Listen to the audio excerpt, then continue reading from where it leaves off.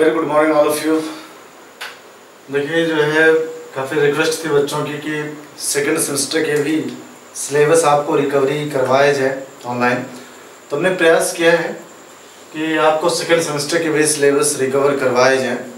तो देखिए रिकवर तभी सिलेबस हो सकता है, मैंने फोर्थ सेमेस्टर के लिए कहा था कि हम सिलेबस पूरा रिकवर करवाएंगे, तो बच्चों ने अच्छे से कोऑपरेट किया, तो चीज़ें हमने बहुत अच्छे वे में कोशिश की है कि आपको अच्छी चीज़ें समझ में आ जाए, ठीक है ना।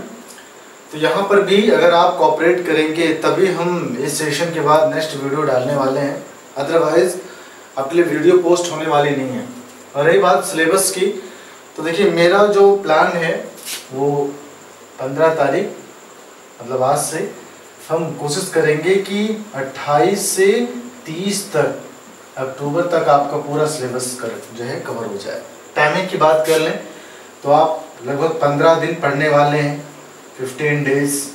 सुबह 8 से लेक्चर स्टार्ट रहेंगे, वो 9 तक जा सकते हैं, 9:30 तक जा सकते हैं, ठीक है। 1 घंटे की या फिर 1.5 घंटे की क्लास होने वाली है। सिलेबस की अगर हम बात करें आपके, तो आप कह सकते हैं, अगर मैं आपके सिलेबस की बात करूं तो टोटल 13 टॉपिक सेकेंड सेमेस्टर में, टोटल 13 टॉपिक हैं सेकेंड सेम में, है ना टोटल। तो इन 13 टॉपिक को हम 15 दिन में कवर करने वाले हैं। तो चैलेंजिंग है, काफ़ी ज़्यादा चैलेंजिंग है। वो इसलिए चैलेंजिंग है क्योंकि आपको लग रहा होगा कि सिलेबस, बच्चे हमसे पूछते हैं जब हम उन्हें गाइड करते हैं कि नहीं आपका सिलेबस हम 15 दिन में ख़त्म करवा देंगे, तो बच्चे एक सीधा सवाल पूछते हैं कि क्या 15 दिन में 13 टॉपिक ख़त्म करना संभव है? बिल्कुल संभव है, लेकिन अगर कॉपरेशन आपका मिले तो, है ना। एक चीज़ और, ऑनलाइन क्लासेस में हम आपके 100% मार्क की गारंटी नहीं ले सकते और ना ही दे सकते हैं। हम लाख आपको पढ़ा लें, इसमें आपको 1 घंटा नहीं 2 घंटा हम क्लासेस करवाएं, लेकिन हम आपको कभी भी 101% मार्क की गारंटी नहीं दे सकते। इसका मतलब है कि अगर आपको इस पार्टीशन का थोड़ा सा भी ध्यान होगा कि मुझे सेकेंड सेमेस्टर के अगर सिलेबस पढ़ने हैं, तो आप एम बना के चलेंगे कि टीचर के बताए हुए पार्टीशन को तो आप पढ़ेंगे ही पढ़ेंगे, उसके अतिरिक्त भी 25% वर्क आप अपने घर पर बैठ कर करेंगे, ठीक है। सिलेबस के बारे में जानते रहना इसलिए आवश्यक है क्योंकि आपको तो ये लग रहा होगा टीचर स्टार्ट कर रहा है पढ़ाना, वो पढ़ाएगा पूरा, डेफिनेटली पढ़ाता है। ऑनलाइन क्लासेस जितनी भी चलती हैं पढ़ाई जाती है वहाँ पे, लेकिन सबसे मेन दिक्कत क्या है? डाउट्स। आपके जो डाउट्स हैं वो आप ऑनलाइन में कॉन्फ्रेंस नहीं कर सकते, और अगर करते भी तो सारे लोगों के जो है प्रॉब्लम्स रिसॉल्व नहीं किए जा सकते, है ना। फिर भी हम कोशिश करेंगे कि आपके ज़्यादा से ज़्यादा प्रॉब्लम रिसॉल्व किए जाएं, लेकिन ये है कि अगर मैं लगातार 15 दिन आपको 1 घंटे अगर क्लासेस चलती है, तो अगर आप रेगुलर बने रहे तो इतनी गारंटी है कि आप हमेशा 15 से और 20 के बीच में रहने वाले हैं, ठीक है।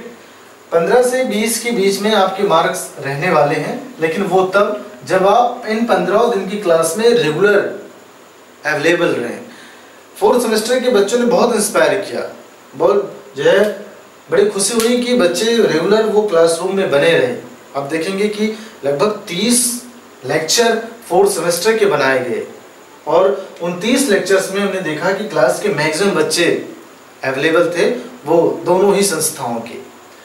तो यहाँ पर हम कोशिश आपको कर रहे हैं कि हम सेकेंड सेमेस्टर का पूरा सिलेबस रिकवर करवाएंगे इन 15 दिनों में या फिर इन 13 दिनों में। तो लेक्चर आपका 1 घंटे का भी हो सकता है, 1.5 घंटे का भी हो सकता है, 2 घंटे का भी हो सकता है। अगर आपको पास होने हैं तो आपको ये क्लासेस करने कंपलसरी है। अरे बात, जिन बच्चों के सारे जो है डाउट्स क्लियर हैं, नो डाउट उम्मीद करते हैं वो 20+ में हमेशा रहेंगे, सही। तो ये तो हो गई आपके सिलेबस की जानकारी। बात करते हैं आज के सिलेबस की। मैंने कहा ये देखिए स्ट्रांगली मैसेज है आप सभी को कि अगर मुझे लगा कि आप सब एक्टिव नहीं हैं वीडियोस को लेकर के, तो फिर ज़रूरत नहीं आपके ऊपर मुझे अपना समय व्यतीत करने के लिए, क्योंकि आज के डेट में प्रत्येक सेकंड महत्वपूर्ण है। और रही बात 1.5 घंटे क्लासेस की पर डे, तो काफ़ी ज़्यादा लॉसेस हैं अपने, है ना। तो क्लासेस में रहिए, हम उम्मीद करते हैं कि आप इसके बीच में मार्क जरूर लाएंगे, लेकिन अगर रेगुलर क्लास में बने रहे तो सही। रही बात सिलेबस की, तो देखिए पहला, अगर हम पहले पार्टीशन की बात करें कि पहले टॉपिक कौन सी है, तो पहले टॉपिक आपकी आती है 3 अंकों का लासा और मासा। और कमाल की बात यह है कि 2017 और 2018 दोनों ही सेमेस्टर में लासा और मासा से 3 अंकों के एक भी क्वेश्चन नहीं है सेकंड सेमेस्टर में। ठीक है, इस चीज का ध्यान रखिएगा। तो लासा मासा के क्वेश्चन ना है पेपर में आपके नहीं, मैंने आपका पेपर स्टडी किया दोनों सेमेस्टर का। तो सबसे ज्यादा क्वेश्चन कहां से पुट अप हुए? सबसे ज्यादा क्वेश्चन पुट अप हुए सर्व समीकरण और समीकरण से। इसके 4 टॉपिक हैं अलग अलग नामों से। तो 4 टॉपिक को मिलाकर के 25 नंबर में आपके 10 नंबर यहीं से रिकवर होते हैं। 10 नंबर आपका यहीं से आएगा। इसका मतलब है इसके चारों टॉपिक पढ़ना बेहद महत्वपूर्ण है। इस वजह से हम पहले उन्हीं टॉपिक की बात करेंगे जिनसे सबसे ज्यादा क्वेश्चन पुट अप हुए और जिनसे सबसे ज्यादा क्वेश्चन प्रीवियस 2 इयर्स में पूछे गए, है ना। चलिए आते हैं। तो पहला क्वेश्चन इसमें आपसे ये है कि आप सर्वसमीकरण और समीकरण से क्या समझते हैं। पहला क्वेश्चन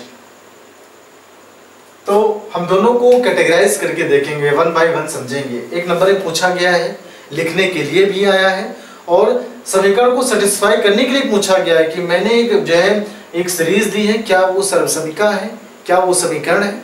तो आपको इस चीज से परेशान होने की जरूरत नहीं कि चीजें समीकरण पूछी गई हैं या फिर सर्वसमीकरण पूछी गई, डजंट मैटर। आते हैं। मैंने कहा अगर मैं सर्वसमीकरण की बात करूं तो आप कहेंगे सर्वसमीकरण वह वैल्यू है जो किसी भी समीकरण या किसी भी इक्वेशन में, किसी भी समीकरण में या फिर कोई भी फंक्शन दिया हुआ, कोई भी पद दिया हुआ। जैसे मैंने एग्जांपल लिया, मैंने कहा 3x + x = 4x। एक मैंने पद ले लिया, एक मैंने आप कह सकते हैं बीजीय व्यंजक ले लिया।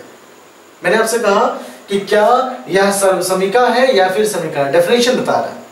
आप कहेंगे सर्वसमीकरण दुनिया के सभी मानों को संतुष्ट करता है जबकि समीकरण दुनिया के कुछ ही मानों को सेटिस्फाई करेगा। अभी समझ में आएगा आपको कैसे। और दूसरा, समीकरण में अगर हम समीकरण की बात करें तो उसमें एक कांस्टेंट वेरिएबल डेफिनेट है, लेकिन समीकरण में भी कांस्टेंट वेरिएबल हो सकता है, नहीं भी हो सकता। कांस्टेंट वेरिएबल का मतलब क्या हुआ? कांस्टेंट का मतलब हुआ अचर। देखिए कुछ इंग्लिश रूपांतरण है तो इस चीज को लेकर परेशान होने की जरूरत नहीं है। अचर का मतलब हुआ संख्याएं, ठीक है। ये सारे के सारे आप कह सकते हैं क्या है? अचर है। तो इस चीज का ध्यान रखिएगा, कांस्टेंट का मतलब हो गया अचर। अब हम आपको ये समझाने वाले हैं कि सर्वसमीकरण और समीकरण में डिफरेंस क्या है। तो मैंने कहा कि सर्वसमीकरण दुनिया के सभी मानों को संतुष्ट करता है, लेकिन समीकरण कुछ चुनिंदा मानों को ही संतुष्ट करेगा। एज एग्जांपल हम यह समझा रहे हैं। आपसे मान ये पूछा जाएगा क्या यह समीकरण है, क्या यह सर्वसमीकरण है। तो मैंने कहा x की कोई भी वैल्यू दुनिया में रख दीजिए दोनों ही पक्षों पर, अगर दोनों पद आपस में बराबर हैं तो आप कहेंगे डेफिनेटली ये क्या है? सर्वसमीकरण है, लेकिन एक से ज्यादा होनी चाहिए। मैंने क्या कहा कि सर्वसमीकरण वह मान है जहां पर जो है सर्वसमीकरण वह मान है जो दुनिया के सभी मानों को संतुष्ट करता है। मतलब आप x की वैल्यू कुछ भी रखते जाइए, LHS बराबर RHS आएगा, बायां पक्ष बराबर दायां पक्ष होगा। ठीक है, चेक करते हैं कैसे। मैंने कहा सबसे पहले पुट x बराबर 1, x बराबर 1 रखने पर रखिए आपने कहा 3 × 1 + 1 = 4 × 1। तो 3 × 3 और +1 4 बराबर 4। LHS बराबर RHS के, तो एक काम आसान था। मैंने कहा पुट x बराबर -1, x की जगह पे -1 रखने पर आपने लिखा 3 × x की जगह पे -1 प्लस x की जगह पर -1 = 4 × -1। सही है। 3 का गुणा -1 में करिए -3, ये प्लस माइनस का कॉम्बिनेशन है, मल्टीप्लिकेशन कर दीजिए तो दोनों का माइनस हो गया और 4 × 4 विद नेगेटिव साइन। ये देखिए समान चिन्ह होने पर चीजें जुड़ती हैं। तो आप कहेंगे -3 और -1 -4 बराबर -4। आपने कहा कि हो सकता है कि आपने 1 रखा -1 रखा तो वेरिएशन नहीं आया। मैं मान लेता 2 रखता, मैं मान लेता 1/2 रखता, तो क्या वहां पे आंसर जो है क्या LHS RHS के बराबर है? क्योंकि अगर ये सर्वसमीकरण है तो x की वैल्यू कुछ भी रख दीजिए LHS बराबर RHS आएगा ही आएगा। सही है। तो मैंने कहा कि अब यहाँ पे मैं थोड़ी देर के लिए x की वैल्यू फ्रैक्शन में रख रहा हूं, भिन्न में रख रहा हूं। कैसे? मैंने रखा x बराबर 1/2 रखने पर, क्योंकि अगर सर्वसमीका है तो ये x की वैल्यू हम कुछ भी रखें सेटिस्फाई होना चाहिए। सेटिस्फाई का मतलब LHS RHS के बराबर होनी चाहिए। सही है? रखिए, आपने लिखा 3 cross 1/2 plus 1/2 is equal to 4 cross 1/2। सही है ना? ये देखिए 3 का गुणा 1 में 3/2 प्लस 1/2 बराबर, आप 4 एकम 4/2 कर सकते हैं, लेकिन गुणे हैं तो कैंसिल आउट कर सकते हैं। 2 दूना 4, आपने लिखा 2। हर समान होने पर लासा लेने की जरूरत नहीं है, जो नीचे है वही लासा, और ऊपर जो भी अंक है उसको लिख दीजिए और बीच में जिस चिन्ह का इस्तेमाल हो उस चिन्ह का इस्तेमाल करिए। तो 3 1 4/2 आपने लिखा इज इक्वल टू 2 2 दूना 4, तो आपने कहा कितना आया? 2 बराबर क्या आ गया? 2 आ गया। आपने दो चीजें चेक करनी है कि आपने एक को रख के चेक किया, एक फ्रैक्शन को रख के चेक किया। अब आपके दिमाग में होगा कि अगर आपने कहा है कि ये सर्वसमीका है तो दुनिया के सभी मानों को संतुष्ट करेगी, इसका मतलब है हम क्या दशमलव रखकर आंसर कंसीडर कर सकते हैं? रखें? चलिए, मैंने कहा कि एक बार आप दशमलव रख के भी चेक करेंगे।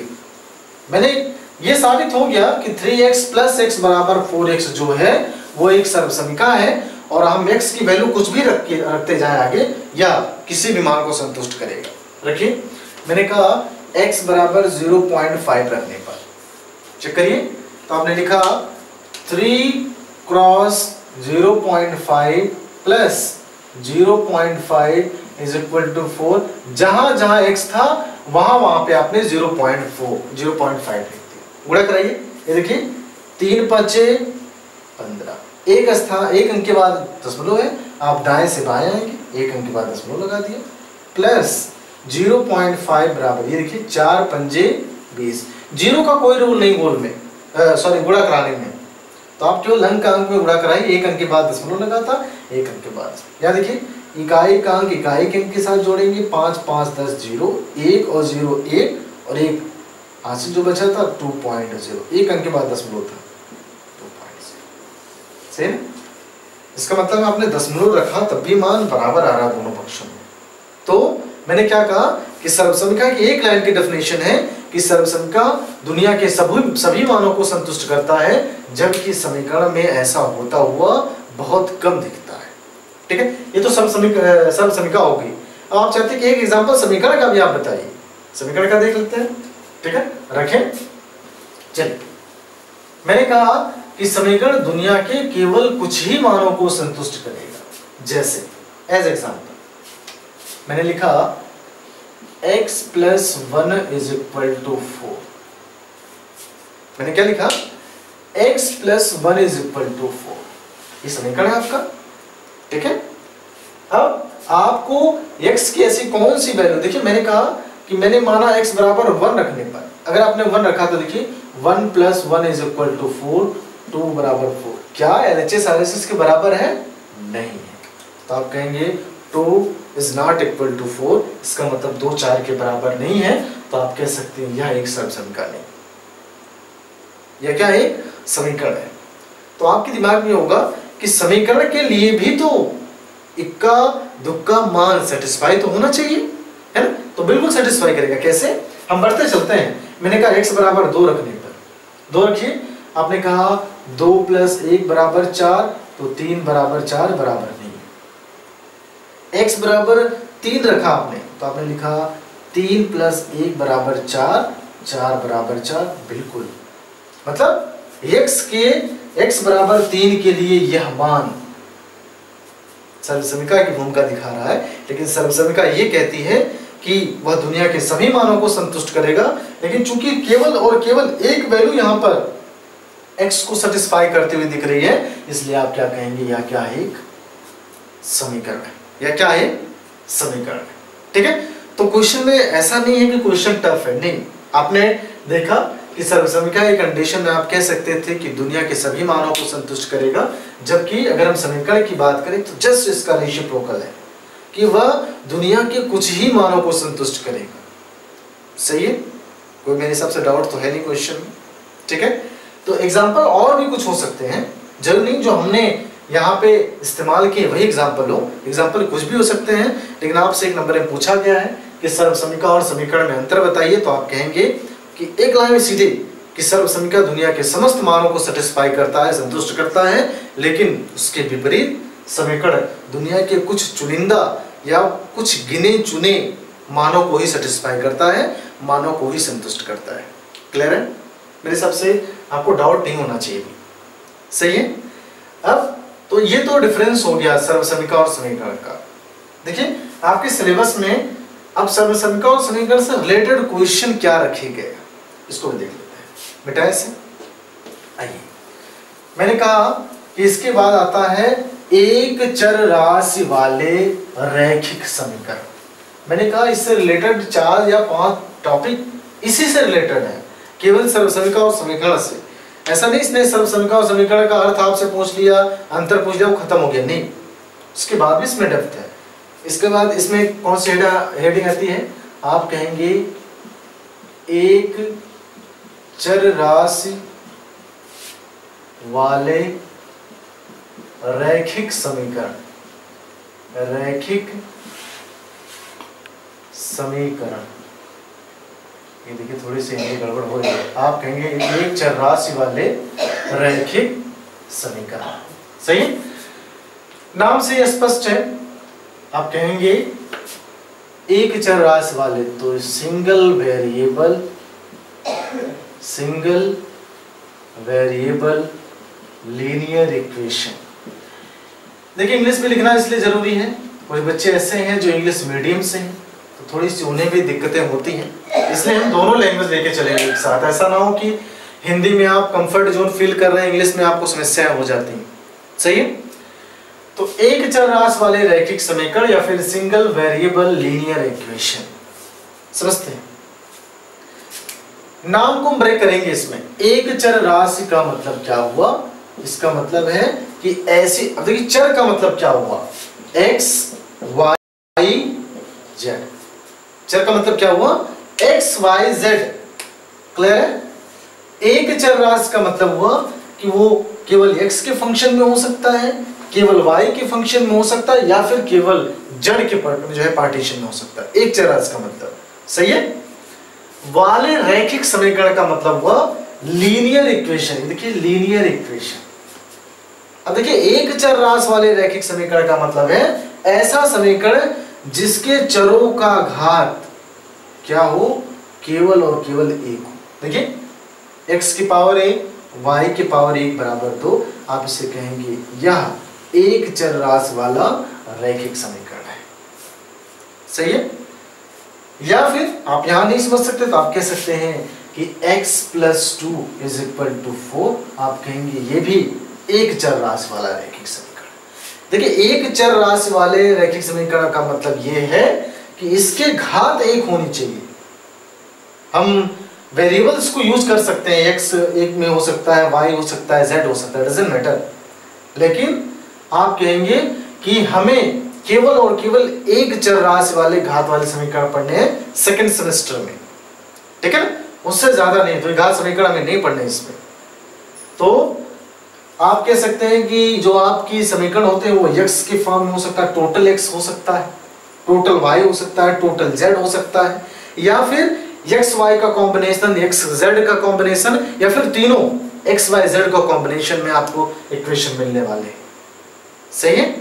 तो आप ये कह सकते हैं कि अगर एक चर राशि वाले रैखिक समीकरण का आप अगर इसको ब्रेक करें तो आपको समझ आए एक चर राशि का मतलब x अकेला, y अकेला, z अकेला। लेकिन आप सोच के देखिए समीकरण अगर रैखिक समीकरण बनाने हैं तो केवल x से समीकरण अभी जो है कि आधारशिला नहीं रखी जा सकती, केवल x से कम 2 कंपोनेंट होने चाहिए। जैसे आप एक चर राशि वाले रैखिक समीकरण में ही पढ़ेंगे पिता पुत्र की आयु, आप एक चर राशि वाले समीकरण में ही पढ़ेंगे 2 अंकों की संख्या, 2 अंकों की संख्या। आप एक चर राशि वाले समीकरण में ही पढ़ेंगे फ्रैक्शन की, भिन्न में अगर हम डिनोमिनेटर में 1 जोड़ दें तो भिन्न इतनी, नॉमिनेटर में 1 जोड़ दें तो भिन्न इतनी। सही है? तो सारे के सारे कंसेप्ट हम एक चर राशि वाले रैखिक समीकरण में पढ़ेंगे। इसका मतलब है कि पूरी की पूरी इस सीरीज में हमें कभी भी x की पावर 2 देखने को नहीं मिलने वाला। सही है। तो आप कह सकते हैं कि एक चर राशि वाले अगर रैखिक समीकरण की बात करें तो आप उसमें कहेंगे x y z अलग अलग पदों में हो सकता है, लेकिन इसके पावर एक ही रहने वाला है, पावर 2 नहीं होगा। सही है। आइए इसके एक आध न्यूमेरिकल पार्टीशन लेते हैं, वहां से हम चीजों को समझने का प्रयास करते हैं। आगे आइए सबसे आसान क्वेश्चन लेते हैं। देखिए बच्चों को अभी भी डाउट है, उनको लगता है कि ऑनलाइन जो है क्लासेस वो रेगुलर नहीं चलती हैं। आप इसका सीधा एग्जांपल है 4th सेमेस्टर के सिलेबस। आप देखिए वहाँ पे मैंने पूरा सिलेबस रिकवर करवाया है, तो इस चीज़ को लेके आप परेशान नहीं होंगे, बीच में छोड़ने वाले। हाँ, आपके रिएक्शंस अगर नहीं आए तो फिर समस्याएं हैं आपके साथ, इसके बाद वीडियो संभावना कम है पोस्ट होने की। ठीक है ना। तो हम कोशिश कर रहे हैं कि चीज़ें आपको, मैं अभी तो हमने टेंटेटिव रखा है कि 15 दिन में आप रेगुलर रहेंगे, तो उम्मीद है कि 12 दिन में आपके सिलेबस रिकवर हो। क्लियर है। आइए तो सबसे पहले इस क्वेश्चन में देखिए आपसे पूछा गया, ये नहीं पूछा गया, ऐसे सीधे लिख दिया गया, लिखा को हल कीजिए, को हल कीजिए। कैसे लगाएंगे? यहां देखिए हम, अब आपको सजातीय पद और विजातीय पद का कंसेप्ट आना चाहिए। हालांकि अगर वो आपको नहीं आ रहा तब आप ये जानिए चर और अचर। चर का मतलब ये हुआ कि ऐसी संख्याएं जो x y के साथ निहित हूं।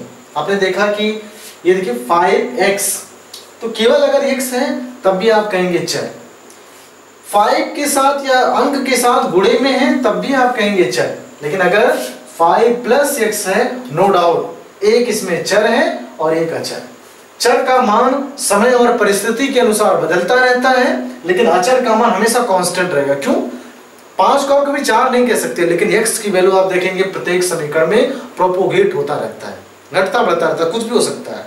लेकिन अचर इसीलिए कहा गया, अचर का मतलब हुआ कि जिसका मान बदले ही ना किसी भी परिस्थिति में। सही है। आइए तो पहला क्वेश्चन मैंने लिया, मैंने कहा हम चर वाली राशि को एक तरफ करेंगे, अचर वाली राशि को एक तरफ। बच्चे कहां कंफ्यूज होते हैं, वो 5 को भी दूसरी तरफ कर देते हैं, x को ये रख देते हैं। नहीं कर सकते।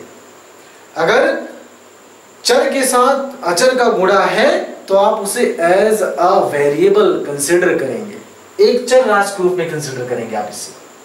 सही है। इसका मतलब 5x चर है, क्या x और किसी टर्म के साथ है? आपने कहा बिल्कुल है 3x।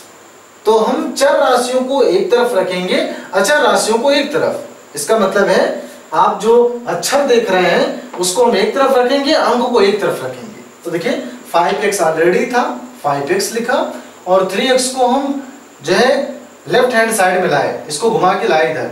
तो अगर हम पक्ष चेंज कर रहे हैं, पक्षांतर जिसे आप कहते हैं, तो उस कंडीशन में जो वैल्यू के जो मान है, जो चिन्ह है, वो परिवर्तित होंगे। देखिए यहाँ पे प्लस था, हम दूसरे साइड में जब भी लाएंगे मान परिवर्तित करेंगे -3x = 8। सही है। सजातीय पद क्या कहता है कि हम जैसा गुणधर्म आपके पास होना चाहिए। मैंने कहा कि मैंने लिखा 7x, तो इसका सजातीय पद x का कोफिशिएंट ही होगा, है ना। इस चीज का ध्यान रखिएगा। आइए यहां देखिए 5x 3x, 5x में से 3x को घटाना है। बच्चे अभी भी यहां गड़बड़ी करते हैं, वो 5 में से 3 घटा देते हैं, 2 लिख देते हैं सीधे। कांस्टेंट तो दोनों में कॉमन है, डजंट मैटर, है ना। आप देखिए 5 में से 3 घटाइए 2, x दोनों में था तो आपने एक बार लिख दिया ऐसे। नहीं तो आप ऐसे देखिए 5 बार x में से 3 बार x घटाया, 2 बार x बराबर 18। इसने हल करने का मतलब है आपसे x की वैल्यू मांगी है, तो आप क्या लिखेंगे x बराबर 18, और अगर चीजें गुणे में हैं कांस्टेंट की तो बटे में जाएंगे। तो आपने लिखा बटे 2, 2 × 9 = 18, x बराबर कितना आ गया 9 हो गया, ये आपका आंसर। सही। तो मेरे हिसाब से यहां तो कोई दिक्कत नहीं है। अच्छा, अब बच्चे ये सोचते हैं कि क्या हमारा आंसर सही है। आपके जहन में ये भी जो है चीजें आती होंगी कि हम कैसे मान लें कि आपने जो आंसर लगाया वो सही है। तो आप ये कह सकते हैं कि x बराबर 9 के लिए अगर दोनों पक्षों का मान बराबर हो गया तो आप कहेंगे आपने जो आंसर लगाया वो बिल्कुल सही है। ठीक है। पेपर टाइम पीरियड में जब तक वो सत्यता की जांच करने के लिए देता नहीं स्टेटमेंट, आप करेंगे नहीं। अगर आपसे कहा जाए कि x बराबर 9 पर क्या ये सर्वसमीका हो जा रहा है, क्या ये समीकरण हो जा रहा है, क्या LHS RHS के बराबर है, तभी आप करेंगे, अदरवाइज आप केवल आंसर कंसिडर करिए। सही है ना? चलिए हम एक बार अपना आंसर चेक करेंगे कि क्या हमने सही लगाया या फिर गलत लगाया। तो x बराबर 9 रखना है, तो सबसे पहले इक्वेशन लिख लीजिए 5x बराबर 8 प्लस 3x। जहां पे x है वहां पे 9 लिखेंगे। 5 गुणे 9 बराबर 8 प्लस 3 गुणे 9, 5 9 45 बराबर 8 और 9 3 27। 3x ही था ना। चलिए तो आपने इसे लिखा 45 प्लस 8 7 15 और आपने कहा कि ये हो गया 2 1 3। कहीं गड़बड़े तो नहीं है ना? आपने देखा 5x ये घटाया 2x आया और देखिए गड़बड़ी हमने कर दी, यहाँ 8 होना चाहिए था और मैंने 18 लिखा है ना? तो ये आती है x बराबर वैल्यू कितनी 4। सही है? तो कभी कभी बोर्ड पे गलतियां हो जाती हैं, तो आप अब क्या करेंगे, x बराबर कितनी वैल्यू मानेंगे, x बराबर 4 रखिए। आपने लिखा 5 क्रॉस 4 8 प्लस 3 क्रॉस और x की वैल्यू 4। अगर दोनों पक्षों का मान बराबर आ गया, इसका मतलब आपने जो वैल्यू निकाली वो बिल्कुल सही है। सही निकाली। इसे लिखा 5 चौका 20 बराबर 8 और प्लस 4 दिया 12, 20 बराबर और 12 8 20। मतलब अगर दोनों पक्ष बराबर हैं, नो डाउट आपने आंसर बिल्कुल सही निकाली। ठीक है, इस चीज को लेकर परेशान मत होइएगा कि 18 हमने लिख दिया है ना, वो 8 था, वो बाय मिस्टेक आ गया। तो आंसर अगर आप चेक करना चाहते हैं, आपके पास पर्याप्त समय है तो आप चेक कर सकते हैं। अदरवाइज पेपर में जब तक क्वेश्चन में पूछा ना जाए कि सत्यता की जांच करिए, सत्यता की जांच करने की कोई जरूरत नहीं। सही। चलिए दूसरे क्वेश्चन पर आते हैं। इसमें क्वेश्चन बड़े आसान है, लेकिन समस्या क्या है कि क्या इतने आसान क्वेश्चन पेपर टाइम पीरियड में पुटअप होने चाहिए? तो मेरा मानना है नहीं होने चाहिए। ठीक है, क्योंकि अगर इससे टफ क्वेश्चन ना आए तो फिर मजा है नहीं, पेपर का क्या मतलब रह जाएगा, क्योंकि आपको टेट भी तो देने हैं आगे चल करके। तो इसलिए क्वेश्चन का लेवल थोड़ा सा हाई होना चाहिए। और 2018 बैच इसका परिणाम है, आप कह सकते परिमाण है कि वहां पे अच्छे क्वेश्चन पुटअप हुए। तो उम्मीद करते हैं कि थोड़े से हल्के और थोड़े से ट्रिकी और टफ क्वेश्चन आपके पेपर में जरूर आने वाले हैं। चलिए अगर हम मान लेते हैं, हम एक आध क्वेश्चन आपने नॉर्मल ले लिया, अब एक आध क्वेश्चन हम फ्रैक्शनल ऑर्डर के ले लेते हैं। मैं ऐसे लिखता कि x/3 plus 2 is equal to x/2 और प्लस 1। तो अगर क्वेश्चन को देखा जाए तो ये काफी टफ दिखने में तो लग ही रहा, लगाने में कैसे आएगा हम ट्राई करते हैं क्वेश्चन। इसने लिखा को हल कीजिए, को हल कीजिए। मैंने पहला क्वेश्चन नॉर्मल लिया, दूसरा मैंने तुरंत फ्रैक्शन में कर दिया, तुरंत भिन्न में कर दिया, क्योंकि भिन्न के क्वेश्चन पूछे जाने की संभावना सबसे ज्यादा है। सही। चलिए कैसे लगाएंगे? तो सबसे पहले हम चर राशि को एक तरफ, देखिए चर कौन से हैं, x/3 चर है और x/2 चर है। तो आप कोशिश करिए कि चर राशि को बाएं तरफ, ये लेफ्ट हैंड है आपका, बाएं तरफ रखिए और अचर राशि को दाएं तरफ रखिए। तो देखिए आपने क्या लिखा, x/3, इसको इधर लाएंगे तो इसके साथ प्लस है, क्या हो गया माइनस। सही है, बराबर, एक ऑलरेडी है और 2 को उधर ले गए -2।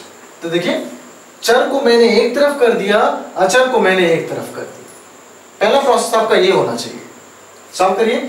जब भी लासा आप ले रहे हो, जिसे आप लघुत्तम कहते हैं, अगर 2 डिफरेंट संख्याएं मिली, ऐसी संख्या जिनका आपस में कोई रिलेशन है ही नहीं, आप देखिए लासा कैसे लेंगे, देखिए गुणा कराएंगे, इसका गुणा यहाँ, इसका यहाँ और नीचे का आपस में। लासा लेने की जरूरत ही नहीं।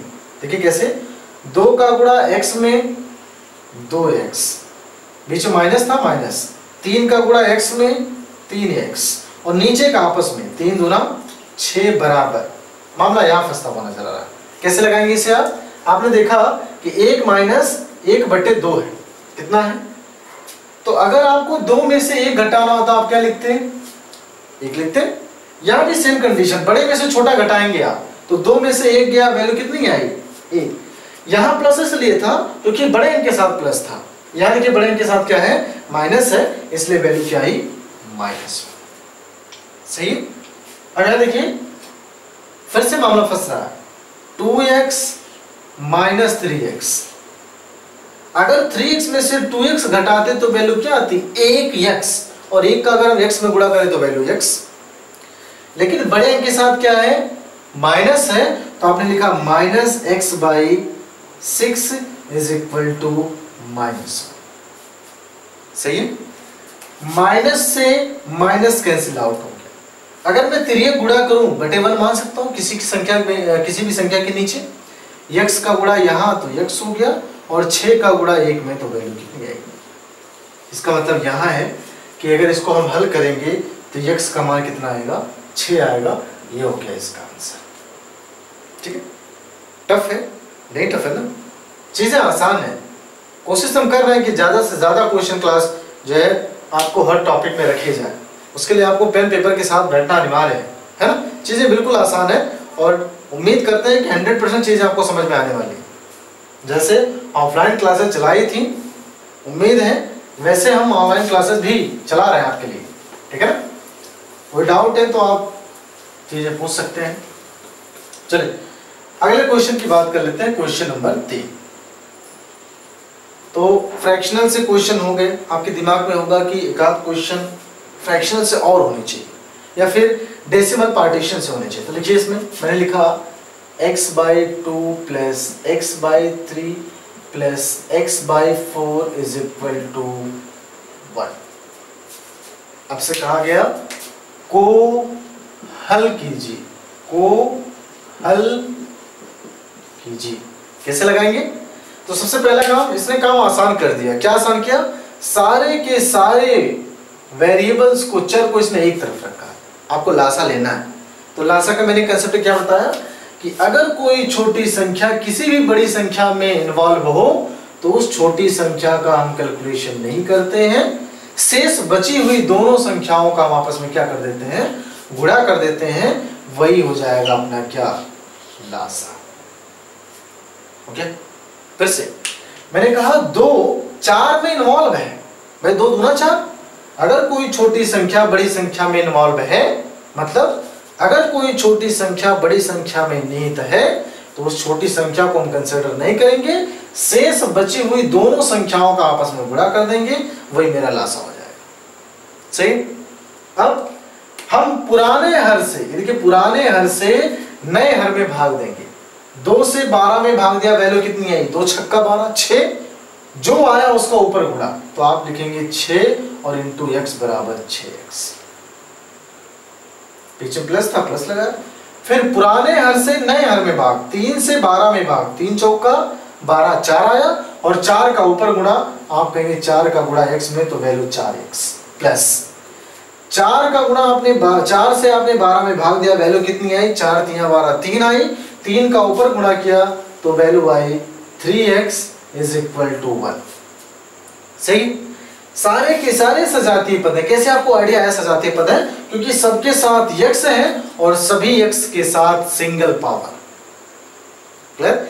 सजातीय पद में कभी भी नंबर मायने नहीं रखता, यहाँ 6 हो, यहाँ 120 हो, यहाँ 150 हो, डजंट मैटर।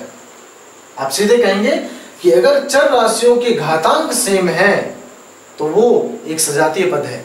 तो अगर सजातीय पद है तो अंक जोड़िए, 6 4 10 3, 13 ऑफ x बराबर, देखिए 12 का गुणा 1 में हुआ तो 12 1 12। आपके दिमाग में होगा यहां भी 1 होना चाहिए था, कर सकते हैं, नहीं कर सकते, कोई दिक्कत नहीं। तो ये गुणा करते, इसका गुणा सीधे इसमें, तो वैल्यू आती x बराबर 12, और चूंकि x के साथ ये गुणे में है इसलिए दूसरी संख्या की कहा जाएगा बटे। तो आप कहेंगे x बराबर 12/13। ये हो गया आपका आंसर। तो क्या क्वेश्चन टफ है? नहीं ना, चीजें आसान है, बस आपके फ्रेश माइंड सेटअप की जरूरत है। बाकी डेफिनेट है आप सब नहीं फंसने वाले। चलिए अगला क्वेश्चन, इसमें एक क्वेश्चन और लेते हैं फ्रैक्शन का। सबसे ज्यादा क्वेश्चन अभी तक फ्रैक्शन से पूछे गए, भिन्न जिसे आप कहते हैं। और बच्चे इसलिए फंसते हैं क्योंकि हल्का सा कैलकुलेशन थोड़ा सा घुमा देगा, आप वहीं धराशायी हो जाए क्वेश्चन कैसे लगेगा। अगला क्वेश्चन लेते हैं इसमें, थोड़ा सा बढ़ाते हैं स्टेप। मैंने कहा x plus 2/3 minus x minus 3/4 is equal to 5। सही है?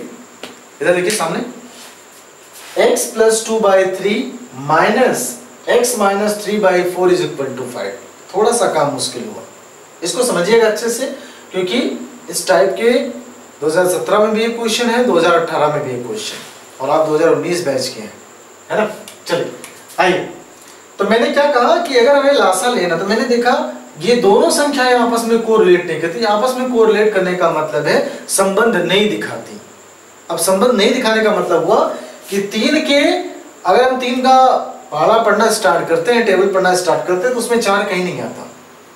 तो अगर आता नहीं तो चीजें कोरिलेट है नहीं, तो लासा लेने की जरूरत नहीं। इन दोनों का आपस में गुणा कराई, 3 चौका 12। समझिएगा ध्यान से। आपने अब चीजें चूंकि डायरेक्ट आपने गुणा करवाया, तो आप ऐसे कर सकते थे, 4 का गुणा यहाँ, 3 का गुणा यहाँ, और नीचे का आपस में गुणा। वही तो किया। आप वैसे नहीं समझ सकते, तो आपने 3 और 4 का गुणा कर 12। पुराने हर से नए हर में भाग देंगे। 3 चौका 12, 4 बार गया, और 4 का गुणा इन दोनों मेंबर में होगा। तो देखिए मैं कैसे लिख रहा हूं, 4 ब्रैकेट में कर दिया x प्लस 2। कोई समस्या नहीं ना। फिर से मैंने कहा 3 4 का लासा लिया 12। आप लासा ले भी सकते हैं, अपना समय बर्बाद कर सकते हैं, उसमें कोई समस्या नहीं है। पुराने हर से नए हर में भाग दिया, 4 बार गया, और 4 का मैंने इस ऊपर वाले पार्टीशन में गुणा कर दिया। सही। माइनस बीच में था, माइनस लगाया। फिर पुराने हर से नए हर में भाग, 4 3 12, कितनी बार गया, 3 बार गया, और 3 का गुणा कहां होगा, ऊपर के दोनों मेंबर में बराबर 5। क्या किसी को कोई डाउट है? नहीं होना चाहिए मेरे हिसाब से। सही। अब क्या करेंगे, अब आप ये सोचना है कि हमने ब्रैकेट्स क्यों लगाए। देखिए, जब भी एक से ज्यादा पदों में हम गुणा करेंगे, हम ब्रैकेट अनिवार्य रूप से लगाएंगे। ऐसा नहीं मस्ट है, नहीं जरूरी नहीं, लेकिन कैलकुलेशन आपका एक्यूरेट आता है ब्रैकेट लगाने से, कैलकुलेशन।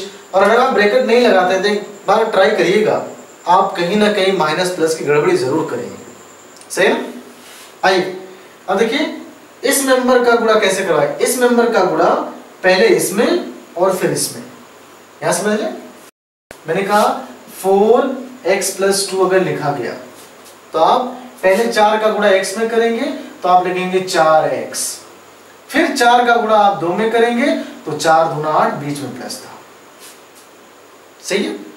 आइए, 4 का गुणा x में किया, आप कहेंगे 4x प्लस 4 का गुणा 2 में किया, 4 दूना 8। या देखिए माइनस है, तो आपने माइनस लिखा पहला नंबर। हालांकि आपको इस चीज का ध्यान रखना है कि इस माइनस के साथ पूरे मेंबर का अंदर गुणा कराएंगे। आइए, 3 का गुणा x में, तो आपने लिखा 3x, माइनस के साथ गुणा कराया था, माइनस और प्लस का गुणा माइनस। आइए, माइनस माइनस का गुणा प्लस, और 3 त्रिका 9। एक बार फिर से समझते हैं। यहाँ मैंने कहा इसमें तो कोई डाउट नहीं है।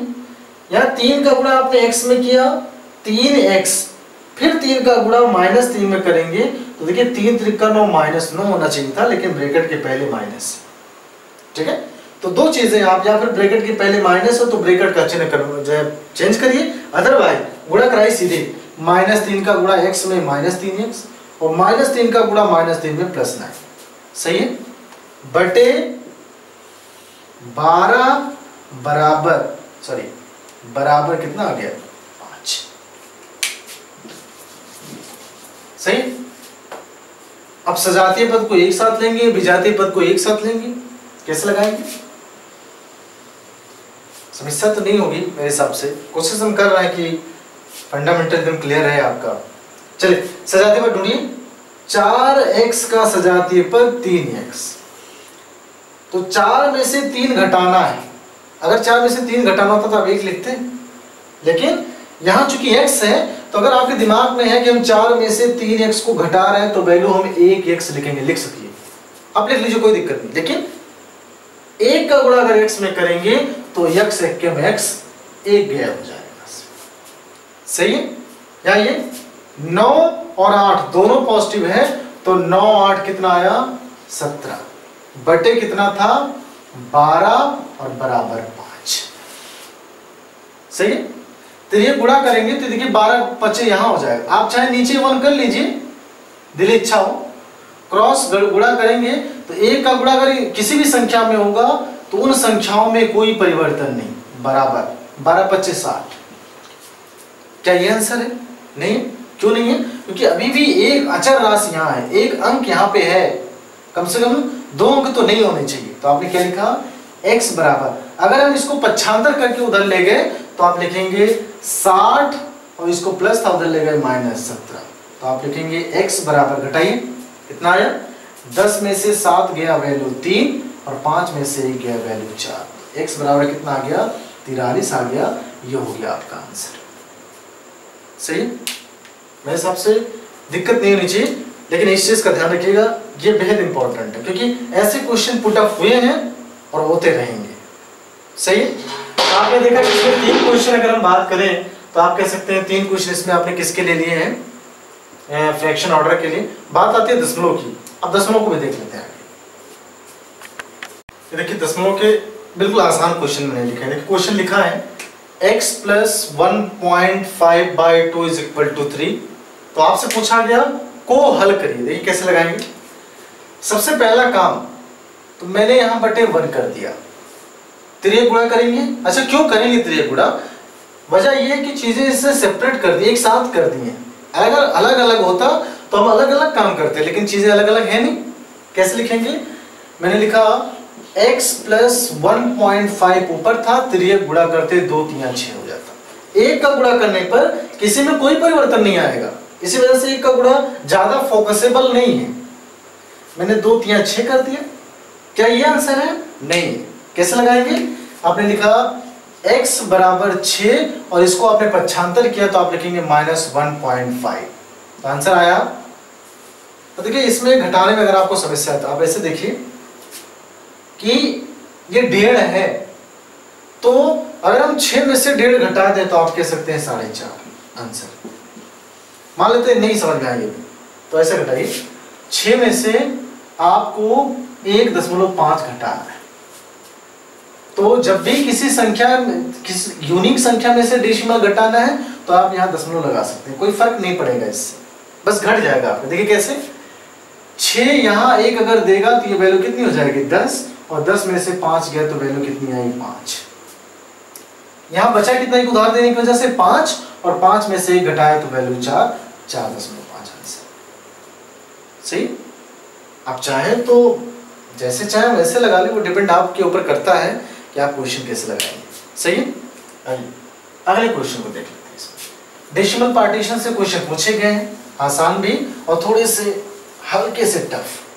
तो इस चीज को लेकर आप परेशान नहीं होंगे कि क्वेश्चन के प्रारूप कैसे हैं। चलिए थोड़ा सा हम परिवर्तन करते हैं क्वेश्चन में। क्वेश्चन नंबर 6 लेते हैं। कैसे लगाएंगे? मैंने लिखा x + 1.2 / 5 = x प्लस ये 2.4 बाई, यहां मैं कर दे रहा हूं इसको 3 को हल कीजिए, को हल कीजिए। देखिए प्रैक्टिस हम आपको इसलिए करवा रहे हैं क्योंकि मुझे पता आपके पास समय नहीं है। जितना ज्यादा प्रैक्टिस आपको यहाँ कराई जाएगी आप उतने ही फोकस हो पाएंगे अपने पेपर के प्रति। चलिए कैसे लगाएंगे? देखिए यहाँ इसने एक काम जो आसान कर दिया वो क्या है कि आपको अलग अलग करने नहीं है, सारी चीजें एक वे में है, तो हम तिर्यक गुणा सीधे कर रहे हैं। देखिए यहाँ का गुणा यहाँ और यहाँ का गुणा यहाँ। बस इस चीज का ध्यान रहे कि यहाँ पे 2 फंक्शन है, तो या फिर आप पहले ब्रैकेट में कर लीजिए या फिर गुणा कराते वक्त ब्रैकेट में करेंगे। कैसे? अच्छा बच्चों के अंदर थोड़ी सी देखिए क्या दिक्कत है कि 5 को हम इस साइड में करेंगे या फिर इस साइड में करेंगे। आप किसी भी साइड में कर लीजिए, आप उसके लिए बाध्य नहीं है कि 5 का गुणा यहाँ हो तो उसको राइट हैंड साइड में, इसका गुणा यहाँ हो तो उसको लेफ्ट हैंड साइड में, कोई दिक्कत नहीं। आप किसी को भी किसी एक को लेफ्ट में कर लीजिए, जो बचा उसको राइट में कर लीजिए। जैसे मैंने कहा मैं 3 का गुणा यहाँ कर रहा हूं तो इसको देखिए ऐसे लिखूंगा 3 और x + 1.2। पहला चरण क्या होना चाहिए कि आपने चीजों को सिलेक्ट कर लिया। देखिए 3 का गुणा अगर इन दोनों में हमको करना है तो मैंने ब्रैकेट लगा दिया बराबर। देखिए 5 का गुणा करना तो मैंने लिखा 5 x + 2 पॉइंट क्या 4। सही है। आइए 3 का गुणा पहले मेंबर में, 3 का गुणा x में किया तो वैल्यू 3x प्लस ये देखिए 3 का गुणा 12 1.2 में, तो जब भी आप गुणा करा दशमलव भूल जाइए थोड़ी देर के लिए। 12 तिया 36, एक अंक के बाद दशमलव था, एक अंक के बाद दशमलव। इसका ध्यान रखिएगा कि जब भी गुणा होगा इसका पहले मेंबर में और फिर से इसी मेंबर का, इसी फंक्शन का दूसरे मेंबर। सही है। आगे आइए बराबर, यहां देखिए 5 का गुणा x में किया, आपने लिखा 5x और प्लस 5 का गुणा 24 में करना, तो देखिए मैं ऐसे कर रहा हूं 5 चौका 20 और 5 दूना 10 2 12। सही कर रहा हूं। कितने अंक के बाद दशमलव, एक अंक के बाद, दाहिने हाथ से उधर से इधर आइए 12 हो गया।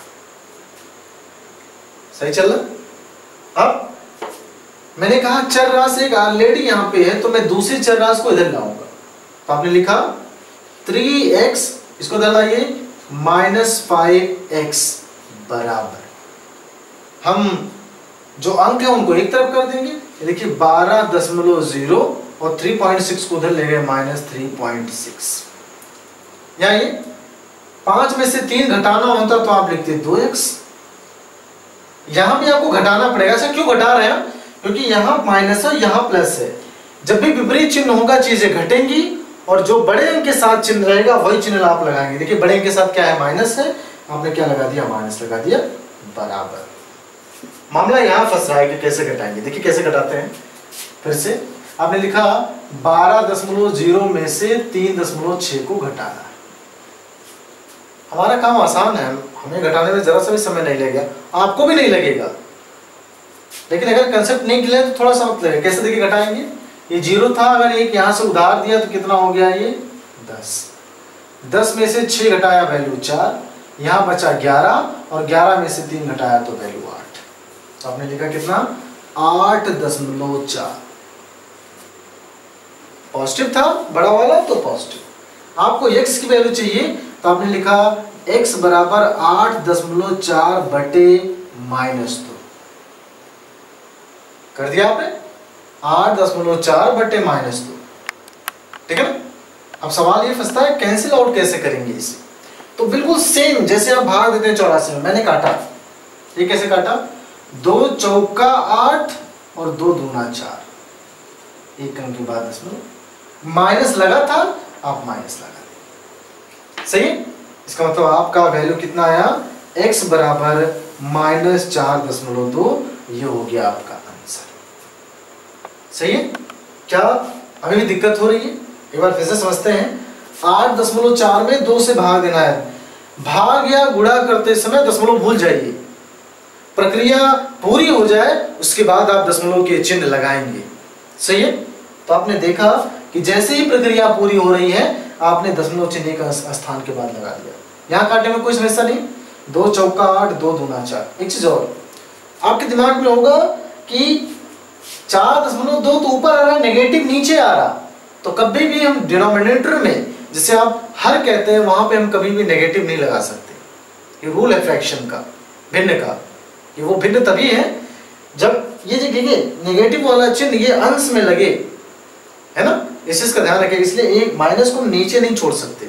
अगर ऑप्शन बनते हैं कि 4.2 और बटे -1, वो आंसर कभी नहीं हो सकता, हमेशा नेगेटिव का चिन्ह वो ऊपर ही लगेगा। इस चीज का ध्यान रखिएगा। सही है। तो ये डेसिमल पार्टीशन के 2 क्वेश्चन हो गए, एक क्वेश्चन और फ्रैक्शन कर लेंगे। मिटाई से कोई दिक्कत तो नहीं है ना। आइए देखिए कोशिश है, क्योंकि ये 5-6 टॉपिक इसके हैं तो, और सबसे ज्यादा क्वेश्चन इसी से पुट अप हुए, इसलिए मैंने सोचा कि पहले आपको ये टॉपिक पढ़ाया जाए। ठीक है। चलिए 1-2 क्वेश्चन और लेते हैं। मैंने माना क्वेश्चन नंबर 7 में उठा लेता हूं थोड़ी देर। कैसे लिखा, मैंने लिखा 2x + 3 by 3x + 4 is equal to 2x - 3 by 3x - 2। थोड़ा सा कह सकते हैं क्वेश्चन मजेदार भी है और बेहतर भी। वो इसलिए है कि पहला क्वेश्चन मिला है जिसमें थोड़ा सा कैलकुलेशन ज्यादा करना पड़ेगा। समझते हैं कैसे। तो इसके कैलकुलेशन के लिए आपको नॉर्मल आप बीजीय व्यंजकों का गुणनफल पढ़ेंगे, जो आपके सिलेबस में भी मौजूद है, थर्ड सेमेस्टर में भी है ना। तो दोनों चीजें हम देखेंगे, गुणनफल पे हम बाद में आएंगे, लेकिन चूंकि ये इंपॉर्टेंट काफी ज्यादा था इसलिए पहले यहाँ पे समझते हैं कैसे। क्या आपको चीजें ब्रेक करनी है, नहीं करनी है। देखिए ये एक फिगर है, ये पूरा फिगर है, आपको x की वैल्यू जो है फाइंड आउट करनी है, क्योंकि क्वेश्चन में सीधे काय को हल करिए। कैसे निकालेंगे? सीधे तिर्यक गुणा करेंगे, यहाँ का यहाँ, यहाँ का। अब देखिए दो मेंबर यहाँ, दो मेंबर आया। अभी तक आपने जितने क्वेश्चन लगाए सब में एक मेंबर थे, तो काम आपके लिए टफ नहीं था। कैसे लगाएंगे? आपने लिखा 2x + 3 यहां और इसका गुणा 3x - 2 के साथ हो गया, बराबर 3x + 4 का गुणा 2x - 3 के साथ। मामला फंस गया। क्यों फंसा? अब देखिए यहां से, या फिर मैं आपको बीजीय व्यंजकों का गुणनफल पढ़ाऊं, या फिर मैं आपको क्वेश्चन अच्छे से समझा दूं, दोनों चीजों में फर्क है। कैसे? मैं चूंकि क्वेश्चन आ गया है तो जो है पहले लगाना ही पड़ेगा। इसे समझाने का जो तरीका है वो बाद में देखेंगे। बीजीय व्यंजकों का गुणनफल कैसे लगाएंगे? इधर देखिए, इसका मतलब अगर एक पद होता तो मैं इसका गुणा पहले इसमें करवाता, फिर इसी का गुणा इसमें करवाता। लेकिन अगर दो पद हैं तो देखिए कैसे लगाएंगे, इसका गुणा पहले आप इसमें, फिर इसका इसमें, फिर से आप इस मेंबर का गुणा इसमें कराएंगे, इस मेंबर का गुणा इसमें कराएंगे। तो बहुत ज्यादा कंफ्यूजन हो रहा। कैसे? फिर से देखते हैं एक बार। मैं इन दोनों में से कोई एक मेंबर को ब्रेक करूंगा, तो मैं पहले वाले को ब्रेक कर रहा हूं। ब्रेक का मतलब है इसका पहला मेंबर ये पूरा, फिर इसका बचा हुआ मेंबर, फिर से ये पूरा। देखिए कैसे लिखा मैंने 2x लिखा, पहला मेंबर इसका। अब इसको पूरा लिखेंगे तो आपने लिखा 3x - 2। हालांकि एक चर राशि वाले ये रैखिक समीकरण थे, लेकिन फिर भी गड़बड़ियां हो रही हैं। अभी देखेंगे क्या हम सही लगा रहे हैं या फिर गलत लगा रहे हैं, कोई दिक्कत नहीं उससे। ये देखिए आपने 2x लिखा, फिर इस पूरे मेंबर को लिख दिया, प्लस इसका बचा हुआ मेंबर लिखा 3, और फिर से यही पूरा, तो आपने लिखा 3x - 2। इसको समझेंगे फिर हम आगे बढ़ेंगे। बच्चों के दिमाग में ये है कि नहीं हम पहले मेंबर को नहीं तोड़ेंगे, दूसरे को तोड़ेंगे। किसी को तोड़िए, आप स्वतंत्र हैं इस चीज के लिए, लेकिन जो पहला मेंबर उसे ब्रेक करिए। मैंने पहला मेंबर यहां लिखा और ये पूरा मेंबर, फिर इसका बचा हुआ मेंबर लिखा, फिर से ये पूरा मेंबर। मतलब जिसको तोड़ेंगे आप, उसका जो बचा हुआ मेंबर है उसको दो बार लिखेंगे। देखिए पहली बार यहां लिखा गया, फिर दूसरी बार यहां लिखा। सेम कंडीशन यहां पे, बराबर। इसका पहला मेंबर आपने ब्रेक किया, आपने लिखा 3x और फिर इसको पूरा, तो आप क्या लिखेंगे 2x - 3। फिर से बचा हुआ मेंबर +4 और फिर से ये पूरा, तो आपने क्या लिखा 2x - 3। कोई समस्या? अगर आप ये लाइन समझ गए हैं तो आपको जरा सा भी कहीं भी प्रॉब्लम अब होने वाली नहीं है। क्लियर है? फिर से बात देख ले। आइए, मैंने कहा जब आपने देखा दो पद यहाँ है, दो पद यहाँ, अगर इनका गुणा करवाना तो किसी एक जो है पद को हम ब्रेक करेंगे, दूसरे पद को पूरा लिखेंगे। जैसे मैंने कहा मैं इसका पहला मेंबर ब्रेक कर रहा हूँ, मैं इसको ब्रेक कर रहा हूँ, तो 2x मैंने यहाँ लिखा और ये पूरा मेंबर यहाँ, तो इसका बचा हुआ मेंबर +3 था, फिर से यही मेंबर यहाँ।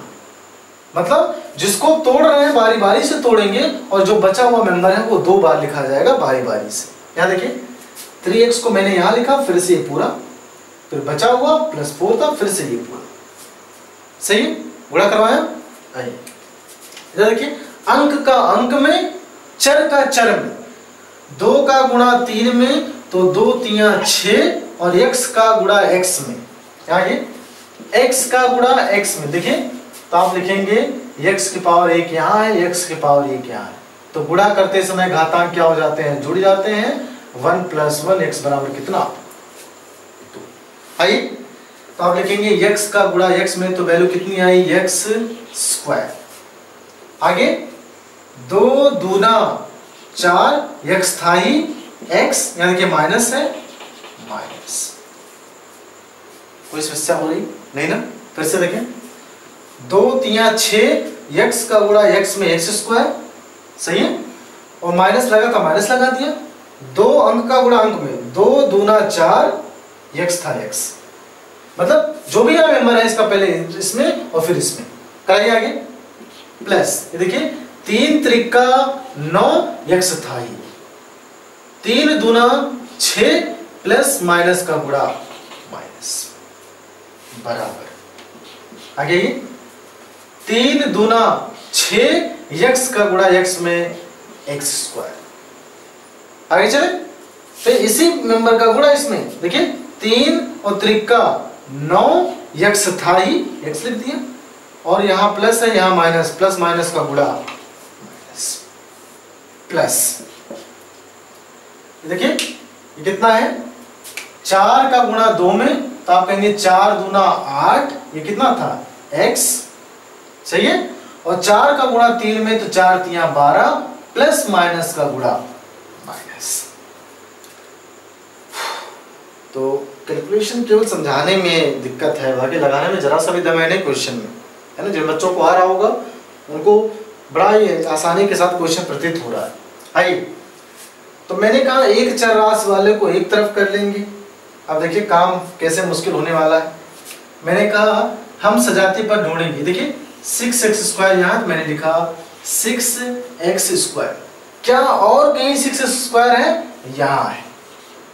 तो अगर ये इस पक्ष से इधर आएगा तो ये प्लस था, क्या हो जाएगा माइनस, तो आपने लिखा माइनस 6x स्क्वायर। या देखिए माइनस 4x है, इसका सजातीय पद, प्लस 9x है, और कहीं x के साथ है? बिल्कुल है। देखिए माइनस 9x है, इसको इधर लाएंगे क्या हो जाएगा प्लस 9x, प्लस 8x है, इसको इधर लाएंगे क्या हो जाएगा माइनस 8x बराबर। अंकों को हम एक तरफ कर रहे हैं। देखिए यहाँ कितना ऑलरेडी -12, और ये वाला अंक बचा तो -6 उधर गया तो क्या हो जाएगा +6। आपके दिमाग में ये आ रहा होगा कि अगर इसको यहीं सॉल्व कर लेते, यहीं कर लेते, बिल्कुल कर सकते हैं, है ना? ऐसा नहीं आप यहाँ तक खींचे, आप इसको सॉल्व करके छोटा कर सकते हैं। यहाँ देखिए 6x में से 6x गया, कुछ नहीं बचा।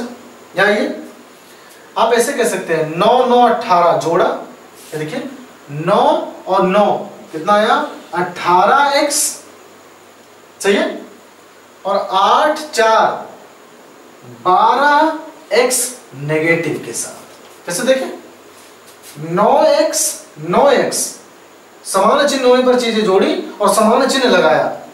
यहां देखिए 8x 4x दोनों के साथ समान चिन्ह जोड़ा, 8 4 12 और समान चिन्ह जो था वही लगाया बराबर। 12 में से 6 जाता तो वैल्यू आती 6, लेकिन यहां उल्टा है, -12 में से 6 घटाना है, तो आप 12 में से 6 घटा दीजिए, बड़े अंक के साथ क्या है माइनस, माइनस लगा दिया आपने, सही चल। यहां ये 18 में से 12 को घटाया, वैल्यू कितनी आई 6x बराबर कितना आया -6। या फिर हम लिख सकते हैं कितना x बराबर -6, देखिए ये गुणे में था, कहां चला गया बटे, तो आपने 6 से काटा तो वैल्यू आई आपकी x बराबर 6 क्यों 6, चूंकि माइनस लगा था इसलिए आपने क्या लिखा -1। ये हो गया आपका आंसर। तो ये सेशन का सबसे बेहतरीन क्वेश्चन है, इसमें जरा सा भी डाउट नहीं, ऐसा नहीं कि आप फंसने वाले हैं, कहीं भी नहीं। चीजें अच्छी हैं लेकिन है थोड़ा सा टाइम टेकन है, थोड़ा सा लेंदी है, तो आपको ऐसे क्वेश्चन के प्रारूप मिल सकते हैं, इसमें जरा सा भी डाउट नहीं है। हाँ थोड़े से आप फंसते हुए नजर आ रहे हैं यहाँ पे, तो उसको आप जैसे जैसे प्रैक्टिस करेंगे चीजें आपके लिए आसान होती जाएंगी। क्लियर है? आइए देखिए डिफरेंट क्वेश्चन लिया है, प्रॉपर्टी वही है पुरानी, नया कुछ है नहीं इसमें, देख लेते हैं कैसे लगाएंगे। तो जब भी मैंने क्या कहा, क्वेश्चन में आपको मिले कि इन दोनों का आपस में कोई तालमेल है ही नहीं, ना इसकी पहाड़ी में ये आ रहा ना इसकी पहाड़ी में ये आ रहा, तो सबसे बढ़िया तरीका क्या है एलसीएम निकालने का, आप इन दोनों का आपस में गुणा कर दीजिए, 7 5 35। और जब आप नीचे की संख्याओं का आपस में गुणा कर रहे हो तो आपको पुराने हर से नए हर में भाग देने की जरूरत नहीं। आप देखिए इसका गुणा यहाँ कर दीजिए, इसका यहाँ, और नीचे का आपस में। ये तो नहीं समझ में आया होगा। चलिए 7 5 35 आपने कर दिया, ये समझ में आया। तो हम पुराने हर से नए हर में भाग देंगे। देखिए 7 5 35 कितना आया 5 आया, 5 का ऊपर गुणा तो आप लिखेंगे 5 गुणे 3x, कर सकते हैं। बीच में माइनस था, माइनस लगाया। फिर से पुराने हर से नए हर में भाग देंगे। 5 सत्ते 35, कितना आया 7, 7 का ऊपर गुणा इज इक्वल टू 4/35। आपको आश्चर्य होगा कि इससे पहले काफी टफ क्वेश्चन लिया, आपकी बार आसान लिया। वो इसलिए क्योंकि आपको ये करना आना चाहिए कि अगर दोनों पक्षों में केवल और केवल मिश्र हर है, मिश्र हर का मतलब ऊपर बहुत लंबी सी संख्या, नीचे केवल एक हर, यहाँ बहुत बड़ी संख्या, नीचे केवल एक हर, तो इस कंडीशन में यहां से ये वाला हर कैंसिल आउट किया जा सकता है। एज एग्जांपल मैंने लिखा 1/2 इज इक्वल टू 5/2, आप 2 से 2 कैंसिल आउट कर सकते हैं। मैंने लिखा x/4x इज इक्वल टू 4/4, तो देखिए 4 से आप 4 को स्वतः कैंसिल आउट कर सकते हैं। डजंट मैटर x है या नहीं, कोई फर्क नहीं पड़ता इससे। अगला मैंने कहा 2x + 5/15 इज इक्वल टू 14/15 है, आप 15 को 15 से कैंसिल आउट कर सकते हैं, इसमें जरा सा भी संशय नहीं है। क्लियर है ना? चलिए, तो इसका मतलब है इस क्वेश्चन को लगा लिया जाए, आप चीजों को वहां से कैंसिल आउट कर सकते हैं, है ना? तो देखिए क्या बचा, गुणा कराइए। 5 तिया 15x माइनस 7 दूना 14x बराबर, ये बचा सिर्फ 4। यहाँ देखिए 15x में से 14x घटाया, 15 में से 14 गया, वैल्यू 1x बराबर 4। तो 1 का गुणा x में क्या वैल्यू क्या आ गई, x आ गई। तो आप कहेंगे कि आपका आंसर क्या आया, x बराबर क्या आ गया, 4 आ गया। अगर आप 35 को कैंसिल आउट नहीं करते तो आप सोच के देखिए 35 का गुणा 4 में होता और फिर 35 का गुणा 22 इसमें होता और फिर इसमें होता, तो कैलकुलेशन काफी टफ हो जाता, काफी पेचीदा हो जाता। तो इस चीज का ध्यान रखिएगा, अगर अंश मिश्र में है, आपको हर में केवल जो है दूसरे साइड के बराबर संख्या मिल रही है, आप उसे स्वतः कैंसिल आउट कर सकते हैं, जरा सा भी हेजिटेशन करने की जरूरत नहीं। क्लियर है? सही है? चलिए अगले क्वेश्चन पे देखें। ये लगभग इस छोटे से सेशन का आखिरी क्वेश्चन है। हमने इंट्रोडक्शन पार्टीशन आज देखा है, उम्मीद है चीजें आपको पसंद आई होंगी, और अगर छोटे छोटे से फॉल्ट है तो हम उसको अगले वीडियो में प्रयास करेंगे कि वो भी सारी चीजें आपके लिए खत्म की जाए। आइए, इस क्वेश्चन में थोड़ा सा बड़ा क्वेश्चन है लेकिन दम जरा सा भी नहीं। कैसे लगाएंगे, आप LHS को एक तरफ सॉल्व कर लीजिए, RHS को एक तरफ सॉल्व कर लीजिए, फिर सिंप्लीफिकेशन का रूल आगे बढ़ेगा। कैसे लगाएंगे, मैंने कहा यहाँ देखिए 3 और 4 का आपस में कोई कॉम्बिनेशन नहीं है, 3 का पहाड़े में 4 नहीं आता, 4 के पहाड़े में 3 नहीं आता, आपने लासा लिया तो लासा का मतलब दोनों का क्या करा दिया, गुणा। कोई समस्या है? मेरे हिसाब से नहीं। चलिए, तो 3 से आपने 4 में 3 से 12 में भाग दिया, कितनी बार गया, आप कहेंगे 4 बार गया, तो 4 का हम ऊपर गुणा करा रहे हैं। चूंकि यहाँ 2 फंक्शन है इसलिए मैंने इसको किस में कर दिया, ब्रैकेट में कर दिया। किस में कर दिया, ब्रैकेट में कर दिया। यहाँ देखिए माइनस था, आपने क्या लगाया, माइनस लगाया। अब फिर पुराने हर से नए हर में भाग देंगे, 4 तिया 12, कितनी बार गया, 3 बार गया, तो 3 का मैंने क्या कर दिया, ऊपर क्या कर दिया, इसे गुणा कर दिया। सही है?